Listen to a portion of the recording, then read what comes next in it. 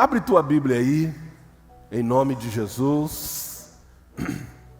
Quero pedir eu quero compartilhar hoje com você uma palavra para o teu coração e é uma noite festiva, uma noite de ceia e eu quero falar sobre amo minha igreja. Quero falar sobre a igreja é uma família.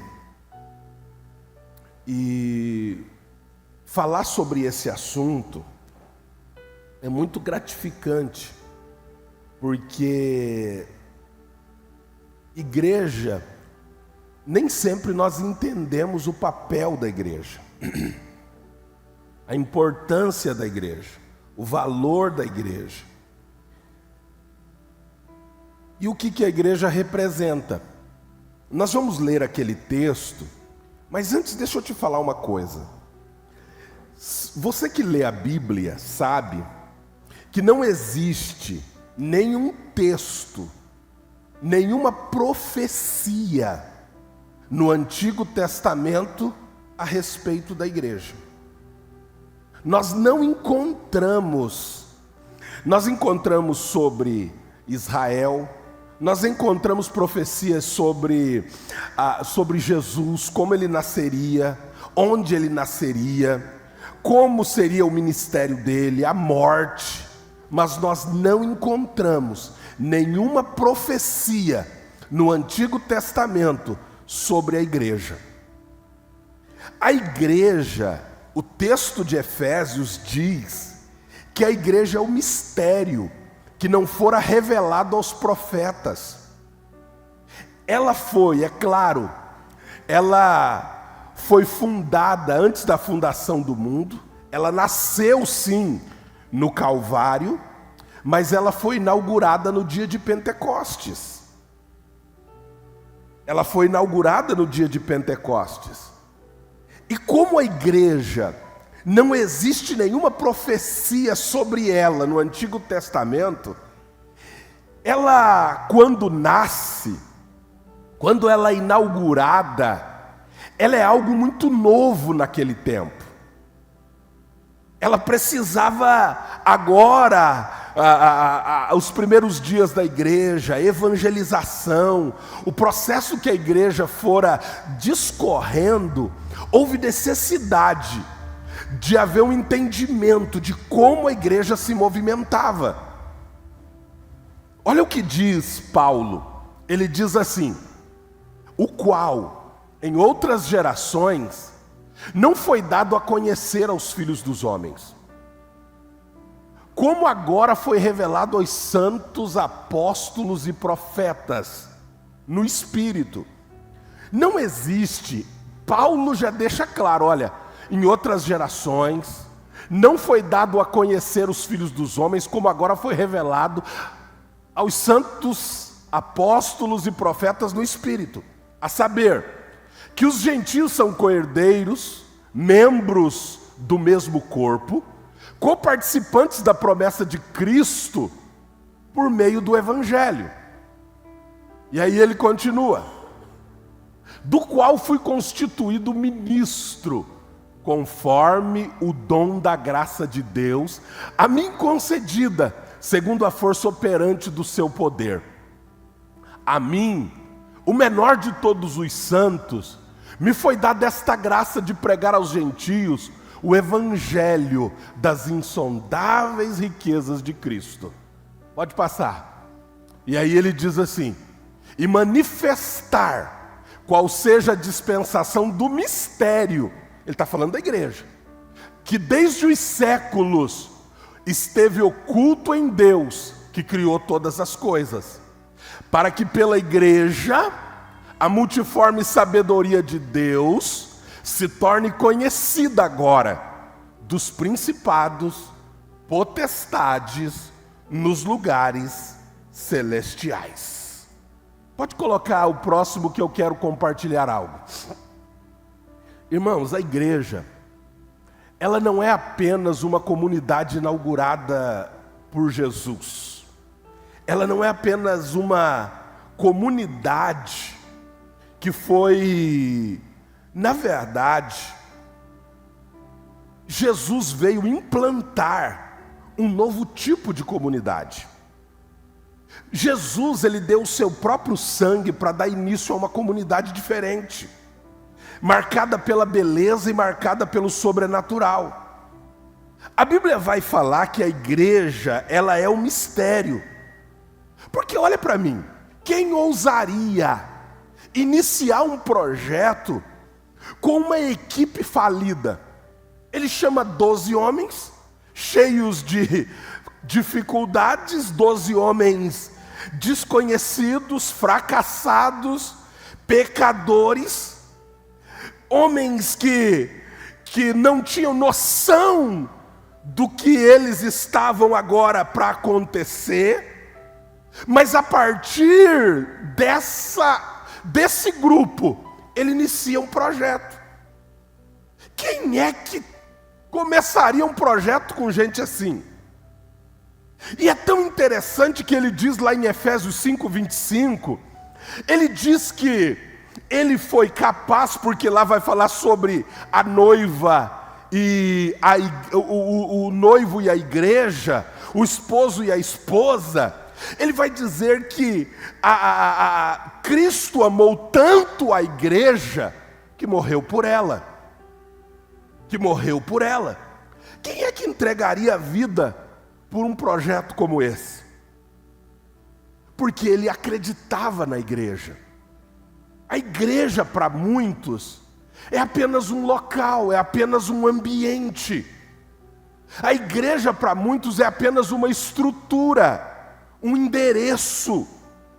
Porque eles não entendem a sua natureza, não entendem a sua origem, não entendem a sua missão e não entendem o seu destino.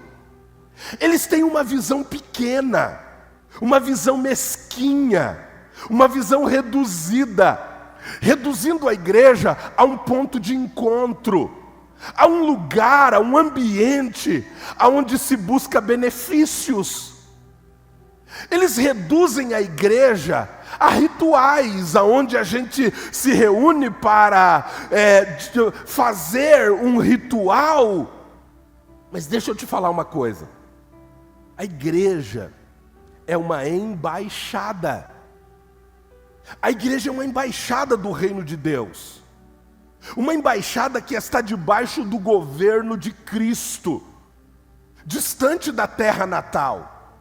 A igreja é um lugar, é um ambiente que ele não está restrito a algumas coisas, porque a terra é de lá, nós falamos algo que não é terreno, nós estamos do mundo, mas a ideia é que as pessoas olhem e digam assim: você é diferente. E aí alguém diga assim: é verdade, eu sirvo a Deus, Ele é o meu Salvador, eu estou aguardando a sua vinda, Ele virá dos céus para fazer nova todas as coisas. Mas por que a igreja se reúne? Por que a igreja se reúne? Nós nos reunimos na igreja, primeiro, para louvar a Deus. Na igreja nós nos reunimos para louvar o seu nome. Nós nos reunimos porque nós cremos nele. Agora, nós também nos reunimos aqui para ouvir a palavra. Nós nos reunimos para dar testemunho do que Deus está fazendo, para participar da ceia do Senhor, para orar uns com os outros, para ter comunhão com os demais irmãos, para ter comunhão com os demais membros da família. Ei, e isso é muito mais do que um evento religioso. Você está fazendo parte de algo diferente, glorioso, eterno. Eu amo o que Paulo fala, porque Paulo, lá em 1 Timóteo, capítulo de número 3, versículo de número 15, Paulo diz assim: vocês devem ficar cientes de como se deve proceder na casa de Deus. Isso me intriga, porque Paulo diz assim: se a igreja é apenas um lugar, por que há regras para proceder dentro da casa? Ele diz assim: vocês precisam ficar cientes. Ele diz assim: as coisas de Deus devem ser feitas com ordem e decência. Deus nos chama para excelência. Ele diz: se creres e obedeceres, Isaías 1:19, ele diz: se creres e obedeceres, comerás o melhor dessa terra. Ou, ele diz assim: fique ciente de como deve proceder na casa de Deus. E aí ele diz assim, que é a igreja do Deus vivo. Ei, coluna e baluarte da verdade, fundamento da verdade. O fundamento da verdade é a igreja. Eu acho interessante porque ele diz assim: como você deve proceder? Segundo, é a igreja do Deus vivo, o fundamento da verdade. Olha aqui, quando Paulo, lá no livro de Atos capítulo 9, quando Jesus pergunta: Paulo, por que me persegues? Paulo, se você ler o texto, você vai observar que havia uma igreja se formando, eles eram chamados de O Caminho. A igreja naquela época, eles diziam: tem um povo aí, quem que é essa gente? É um povo que está indo, o povo do caminho. Esse era o nome da igreja daquela época. E esse povo do caminho era perseguido. Paulo era um dos perseguidores. Paulo vai a Jerusalém, recebe cartas para ir para Damasco, para perseguir a igreja. Quando ele vai para lá para perseguir os irmãos, no meio do caminho acontece algo, Paulo é confrontado, a Bíblia vai dizer que ele vê uma luz, ele ouve uma voz, ele cai por terra e uma voz diz para ele: Paulo, por que me persegue? Paulo fica atônito porque ele diz: ô Senhor, eu não estou te perseguindo, eu estou perseguindo gente que não quer seguir a religião judaica, gente que essa. Ele diz: não, Paulo, você não está perseguindo eles, você está me perseguindo. Ele diz assim: não é a instituição que você persegue, mas tudo que ele fazia contra a igreja tocava no próprio Cristo, tocava no Senhor. E isso chama atenção porque a impressão que a gente tem é que a igreja tá, Deus dará. Que a igreja, mas a igreja tem dono. A igreja tem um dono. A igreja tem alguém que vela por ela. É o Senhor Jesus. É o Senhor Jesus. Interessante que o coração das pessoas, como tem sido obscurecido, os olhos embaraçados, os ouvidos ensurdecidos, porque não conseguem ver a beleza da igreja. Se eu fosse aqui facultar, quanta gente talvez não estaria viva hoje se não tivesse entrado na igreja? Quantos de nós, o casamento já não existiria mais se não tivesse entrado na igreja? Quantos de nós, os filhos não teriam se perdido se não tivesse entrado na igreja? Quantos de nós, mas como existe gente que não entende a beleza da igreja, não consegue entender o porquê a igreja existe. Charles Schultz diz assim: eu amo a humanidade, e o que não consigo suportar são as pessoas. Essa frase, às vezes ela reverbera, porque a gente troca ela e diz assim: eu tenho fé em Jesus, eu tenho fé em Deus, eu creio em Deus, mas eu não suporto a igreja, eu não quero a igreja. Por quê? Porque são pessoas que estão machucadas, mas não tem como querer Cristo e não querer o que Ele oferece. Não tem. É como dizer assim, eu te amo, só que eu não suporto teu filho. Cara, se alguém chegar para você e disser assim, olha, você é um cara incrível, só que eu não suporto teu filho, se não suporta teu filho, não suporta você também. Você vai dizer assim, olha, você é uma... Por quê? Porque os filhos estão ligados na gente.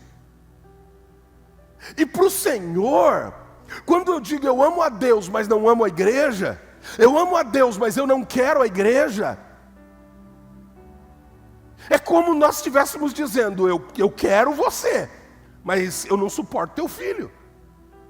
Ei, tem gente sim ferida com a igreja, machucada com a igreja, gente que fechou o coração para a igreja, porque se decepcionou, se magoou com líderes, com pessoas, e não querem mais estar em comunhão, que é a proposta de Cristo para a existência da igreja. Cristo só formou a igreja para que houvesse esse âmbito de comunhão, a gente pudesse estar junto, a gente pudesse caminhar junto, para que isso pudesse acontecer. Mas elas optaram pelo isolamento, pelo sectarismo. E eu lamento profundamente. Só que tem uma coisa, irmão. Olha aqui para mim que eu vou te dizer uma coisa. Você vai para o hospital. E no hospital você pega infecção hospitalar. Se você for no hospital e no hospital você pegar infecção hospitalar, você sai do hospital ou você tem que ficar no hospital? Você vai para o hospital e no hospital você vai para ser curado, mas lá além de você estar tratando a doença, você pega a infecção. Você não sai do hospital para ser tratado, você é tratado no hospital. Então quando você vem para a igreja, e na igreja você é ferido, a ferida é tratada na igreja, não fora da igreja. Eu não saio da igreja para ser tratado da infecção, eu permaneço na igreja, porque o mesmo hospital que gerou infecção, é o mesmo ambiente que cura.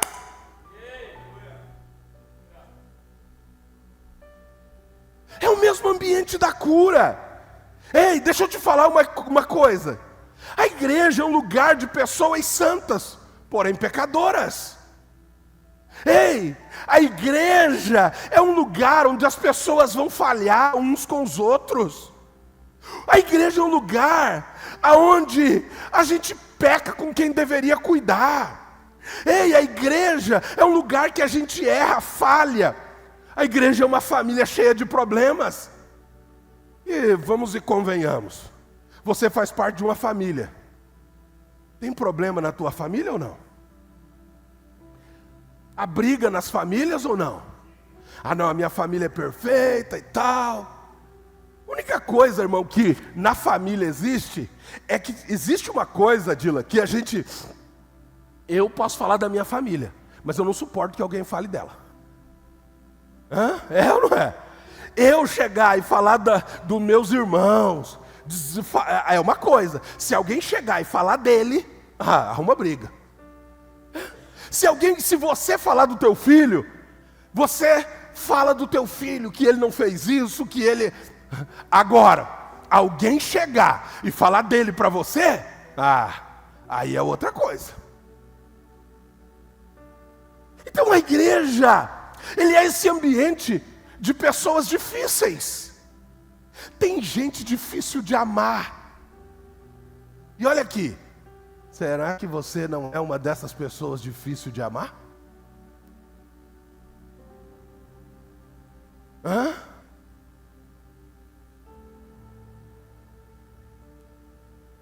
Então deixa eu te falar uma coisa, amar a igreja não significa ignorar as fraquezas dela. O nosso desafio é andar junto. O nosso desafio é ter comunhão.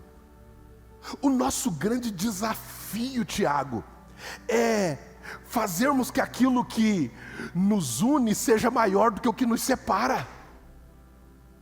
Certo? É andarmos juntos pelo que nos une. É andarmos juntos apesar das fraquezas, sendo unidos, buscando edificar uns aos outros. Acima de tudo, crescendo e buscando maturidade. Irmão, você está bem? Não estou bem, então nós vamos juntar aqui e vamos te ajudar. Você precisa de oração? Nós nos reunimos e oramos. Você precisa do quê? Precisa de ajuda financeira. Vamos nos reunir e vamos ajudar. Minha luz atrasou, a gente se reúne e vamos pagar a luz. Essa é a igreja. O irmão está sem alimento em casa, vamos se reunir. O irmão, aqui, irmãos, uma coisa clara como igreja é comunhão. Alguém está sem alimento em casa, vamos se reunir, vamos dar um jeito. Um traz um arroz, outro traz um feijão, a gente reúne e vamos na casa do irmão e vamos alimentar. O outro está lá sem a luz em casa, fica com a luz cortada se não avisar. Já tinha irmão aí que estava com a luz, a gente não sabia, estava com a luz cortada. Daqui a pouco alguém se manifestou, fulano está sem luz em casa. Como assim está sem luz em casa?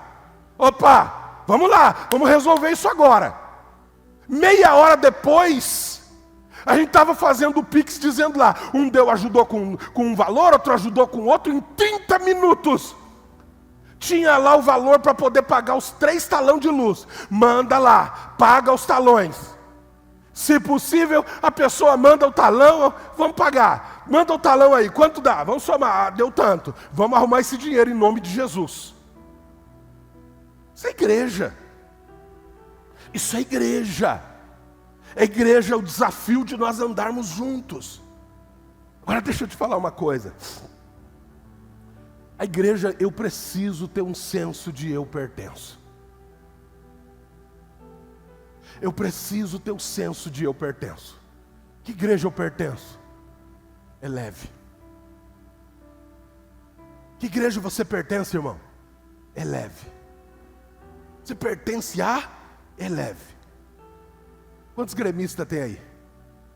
Só os gremistas, por favor.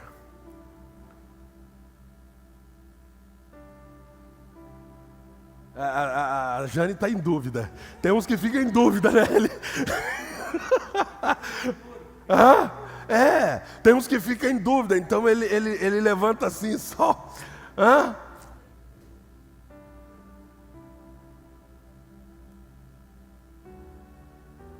O que você quer para mudar de time?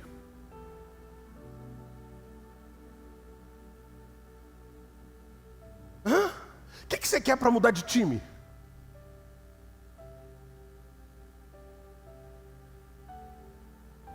Há uma temporada atrás, o Grêmio foi rebaixado, é isso?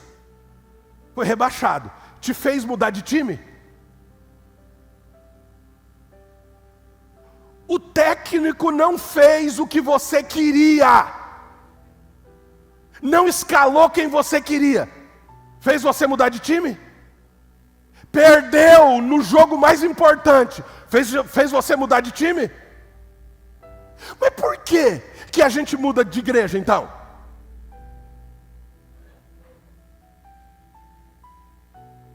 Porque o senso de pertencimento não foi gerado. O senso de pertencimento, o senso, por quê? Porque se eu sou de um time, irmão, pode chegar e brigar, um tira sarro do outro e diz assim, foi rebaixado.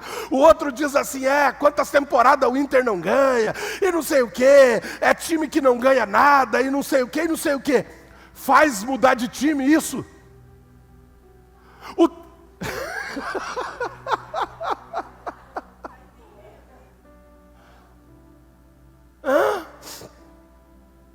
Não faz. Nós somos brasileiros, a seleção está aí. Tem gente que se você fosse o técnico, fosse escalar, você teria escalado, você teria chamado, convocado gente que ele não convocou. Isso faz a gente deixar de no dia que o Brasil vai jogar a gente torcer? Estamos lá quase fora da Copa.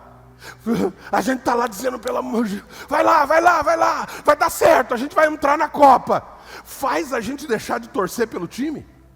O técnico não faz não faz a escalação que você acha que deveria fazer. Não faz do jeito. Aí, só que a gente quer ser técnico. Na igreja a gente quer ser técnico. Na igreja, se a igreja não fizer do jeito, irmão, é incrível, irmão. É incrível. Eu acho incrível, tem gente que aceitou Jesus, eu era o pastor. Elas cresceram em Deus, tudo que aprenderam, tudo que entenderam foi. Aí um dia ela chega e diz assim: eu quero crescer mais, porque eu acho que aqui já não é mais o meu lugar. O que leva? Irmão, não tem problema os filhos ir mais longe do que os pais, até porque os filhos sempre vão mais longe do que os pais. Você já foi mais longe do que os teus pais, e os teus filhos vão muito mais longe do que você. Não tem problema. A Dulce está aqui. Se o Israel chegar aqui e pregar melhor do que ela fica assim, desce uma babazinha aqui e começa a escorrer, né? E ela fica assim, por quê? Porque é o meu filho que está pregando, né?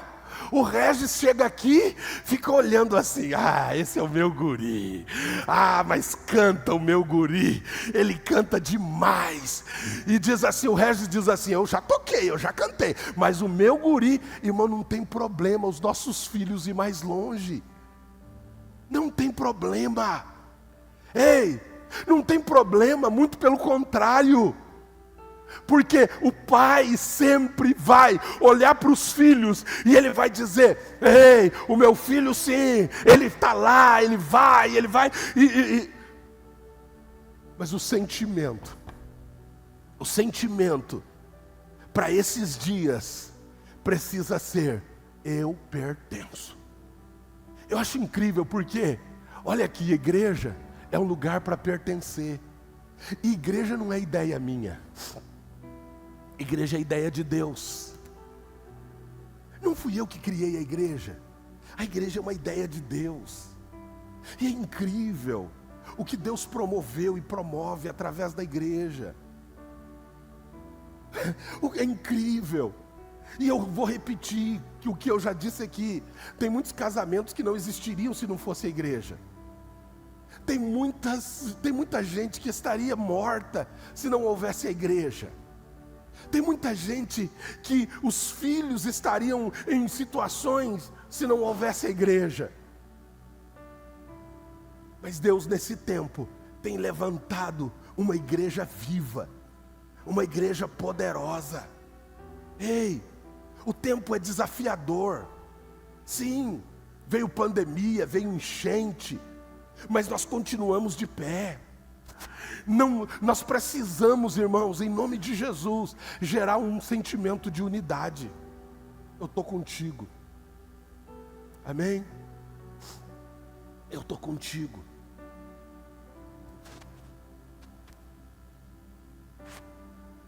O sentimento para esse tempo é um sentimento de unidade.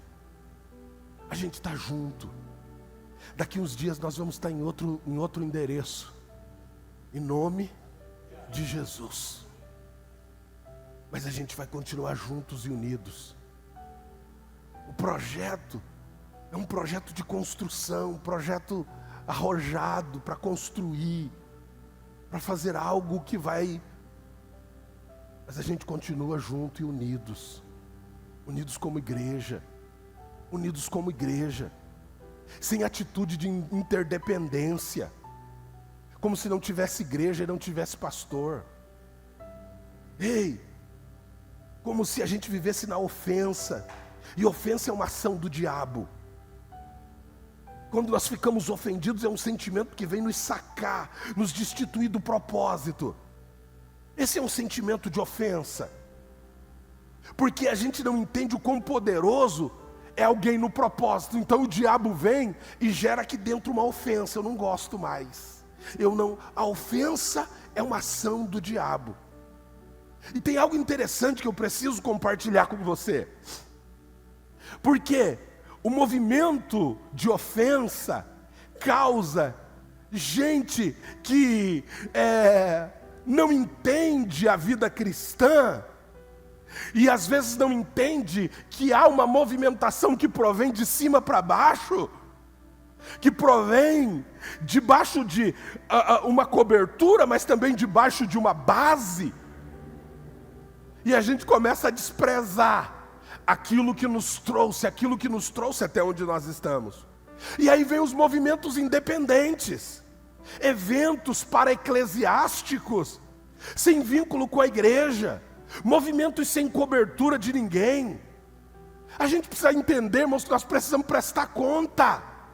Você não pode, pastor, deixa eu te falar uma coisa. Tem gente que ele sai por aí e ele diz assim: pastor, eu vou fazer um evangelismo. E ele faz independente. É pecado? Claro que não. É bom? Claro que é. Irmão, mas deixa eu te falar uma coisa. Eu vou contar um exemplo nosso aqui. Um dia, um grupinho se reuniu e resolveu fazer um negócio muito bom: futebol. Reuniu uma galera e vamos fazer um futebol. Chamaram os amigos que não eram crentes para estar lá no futebol. Antes do futebol, se reuniram, fizeram uma oração, leram um versículo bíblico e começaram a jogar. De repente, um irmão deu uma dividida com o outro. O que dividiu com o outro achou que o outro fez de maldade. Foi para cima do outro e começou uma discussão. Da discussão já não eram mais amigos. Aí um foi para um lado, um já queria bater no outro. No meio da rua, horas depois do jogo, estavam. E aí me chamaram: pastor, agora vem aqui porque o fulano e o fulano. Eu falei: ninguém me chamou para me falar do futebol, para eu abençoar o futebol. Aí na hora de resolver o problema ele me chama. Irmão, você tem que tomar cuidado. Não é que é pecado você ir fazer, mas vai com a bênção. Porque quando der problema lá, você faz um negócio fora do lugar, e aí você chega lá e diz assim, alguém te diz assim: que igreja você é? Você diz: eu sou da Eleve. Ah, você é da Eleve? Tá, mas aí você fez algo sem direção, sem cobertura. Isso é um movimento para-eclesiástico, fora da direção. Então, pastor, eu quero fazer tal coisa. Glória a Deus. Eu quero fazer uma distribuição de alimento. Glória a Deus, vai fazer. Vai abençoado. Pastor, eu quero fazer assim, assim, assim. Maravilha, meu irmão. Pode pegar um folheto, colocar o nome da igreja e dizer que você está fazendo lá, e quando você ganhar, alguém lá traz para a igreja. Mas não vai assim: eu estou indo, glória a Deus. Isso não é igreja, isso não é unidade. Talvez eu podia te dar uma direção, talvez eu podia te dar uma orientação do que fazer e do que não fazer. Talvez eu possa te dar um conselho diante de alguma coisa. Não é, pastor, vai ficar impedindo a gente de fazer? Claro que eu não vou impedir, muito pelo contrário. Eu estou dizendo: tomara que se levante alguém para fazer alguma coisa. Tomara que o povo se levante, se desperte para fazer. Eu não vou impedir ninguém de fazer nada, muito pelo contrário. Mas quando você vai debaixo da direção. Não vai independente. Esse movimento da interdependência, eu aprendi isso muito cedo. Meu pastor, um dia, eu estou num movimento. Olha bem, tem duas coisas muito interessantes. Eu era jovem e o grupo jovens nosso cresceu muito. E eu era um dos jovens da igreja. E a gente se reuniu, 4 jovens. E a gente resolveu que a gente ia viajar um final de semana. E a gente foi lá, se reunimos numa rodinha. Vamos para tal lugar, vamos lá passar o final de semana? Vamos. Descobrimos qual era o valor da passagem. Um foi lá, comprou a passagem e estava tudo certo. No sábado a gente ia viajar. E a gente lembrou que a gente não tinha falado nada para o pastor. E a gente chegou e a gente precisa da bênção. Sem a bênção a gente não pode sair daqui. E nós... Aí a gente já tinha comprado, mas a gente resolveu falar depois. Que droga. A gente chegou para ele e primeiro chamamos nosso líder de jovens. Eu chamei o líder de jovens e disse assim, é o Juarez, né? É pastor presidente agora lá em Almirante Tamandaré, na região metropolitana de Curitiba. E eu disse assim, Juarez, a gente está querendo viajar e assim, nós vamos os 4, a gente vai passar tal dia feriado e a gente vai ficar, né, acho que era feriadão de carnaval, coisa assim. Ele disse assim, por mim, eu não abençoo, mas eu vou falar com o pastor. Falei, ai Jesus. E a conversa chegou lá, né? E a palavra veio de lá para cá. Vocês podem ir, porque vocês, mas não abençoados. Porque a gente não autoriza vocês a ir por alguns fatores. Né? Ok. Um olhou para o outro. Isso já era, tipo a passagem era para 10 horas da noite, já eram umas 7 horas. Não dava mais para ir lá pegar o dinheiro de volta. E aquela luta, um olhou para o outro, e eu só disse assim, sem a bênção, eu não saio daqui. Nós já estava dentro da igreja para assistir o culto, e do culto já tinha um preparado que ia encostar o carro e ia levar nós para a rodoviária. Eu já, todo mundo de malinha, e eu volto para casa com a minha malinha, 10 horas da noite. E aí, eu morava com a minha tia disse assim, ué, não viajou? Eu falei assim, a gente esqueceu de avisar. Nós poderíamos ter ido, a gente tinha o nosso livre-arbítrio. E o livre-arbítrio me permitia ir. Mas Deus estava forjando a minha vida. E naquele dia, eu disse, é melhor obedecer do que sacrificar. E eu entendi isso muito cedo, muito cedo. E eu nunca vivi independente. Eu nunca fui um menino independente. Nunca andei na independência. Eu sempre estive ligado com o céu, mas conectado com o meu líder, conectado com o meu pastor. Deus nunca, irmãos, Deus nunca aprovou a interdependência. A atitude de Jesus, quando ele foi iniciar o seu ministério, ele procurou um líder para cobrir ele. Procurou João Batista para abençoar e dar destino para ele. E às vezes a gente acha que é melhor do que Jesus. E a gente anda por aí como nômade, peregrino, andante, cigano, desprovido de cobertura, desprovido disso. Ei, em nome de Jesus, deixa eu concluir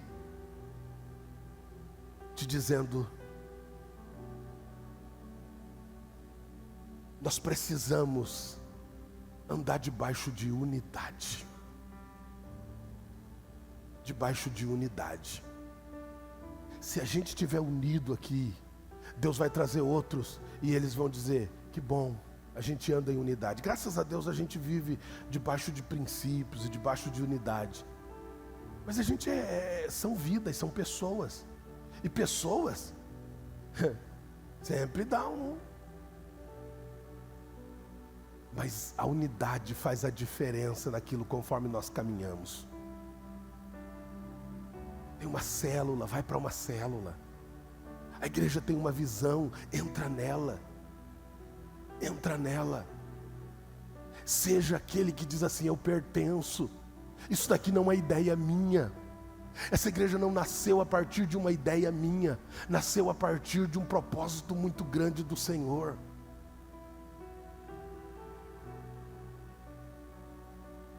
Nasceu debaixo de um propósito de Deus, para aquilo que Ele está estabelecendo nesse tempo. Ei,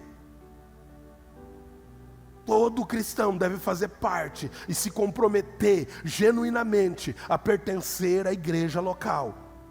A igreja, a ideia de Deus é a igreja.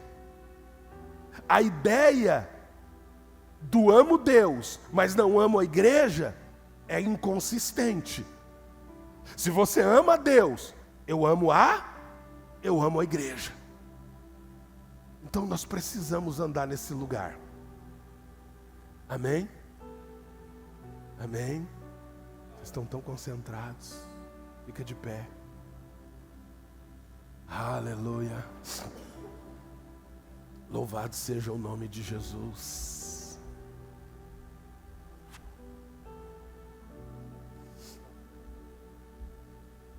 Pastor, eu não posso mudar de igreja. Pastor, eu não posso. Claro que pode. Existem tantas coisas que podem nos... Eu me lembro de dar destino para algumas pessoas. Me lembro um dia que um pastor na cidade não tinha músico na igreja dele. E foi uma época que a gente tinha um grupo muito grande de músicos aqui. Chegou a ter mais de 40 integrantes no Ministério de Louvor. E aí, ele não tinha músicos. Ele não tinha. E um dia eu chamo um músico da casa e eu digo assim: lá estão tocando música do YouTube para poder o culto acontecer. Você não sente, ora, você não sente de ir para lá e ajudar lá, ser abençoado lá e ser direcionado lá? E ele disse assim: sim, porque ele já tinha ido lá, eu já tinha mandado ele algumas vezes suprir lá. Então você pode ser direcionado, você pode ser enviado, você pode ser enviado. Você pode, às vezes, por questões geográficas, por questões das mais variadas, ter que fazer uma transição. Mas faça a transição da forma correta. Por quê? Para que nós não sejamos atraidores de maldição. Que nós não venhamos atrair aquilo que depois, no decorrer da caminhada, a gente imagina que fazendo uma mudança vai resolver problemas. Não vai resolver problemas, porque cada lugar tem o seu problema. Mas a igreja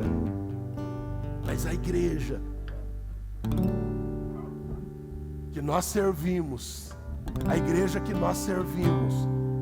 essa igreja continua viva. Poderosa. Deixa eu te falar, em nome de Jesus, nós andamos num princípio de unidade. Diga para alguém: eu tô unido contigo. Aleluia. Eu tô unido em Cristo contigo. Eu tô unido em Cristo contigo. E sabe o que é lindo? É que daqui 2, 3 anos, a gente vai estar num outro templo muito maior do que esse. E a gente vai estar junto lá. A gente vai estar junto lá. A gente vai estar em unidade lá. Cada um de nós vai lá e vai colocar um tijolo lá. A gente vai lá e vai dizer: olha, esse tijolo aqui, um tijolo desse daqui fui eu que coloquei. Porque isso faz parte de alguém, de um grupo de gente que resolveram olhar para frente, que resolveram dizer: cara, nós juntos, eu sozinho não tenho muita força, mas nós juntos, a gente carrega peso, porque esse é o parâmetro, andar junto. E os predadores não atacam quando se está junto, os predadores atacam quando se está sozinho.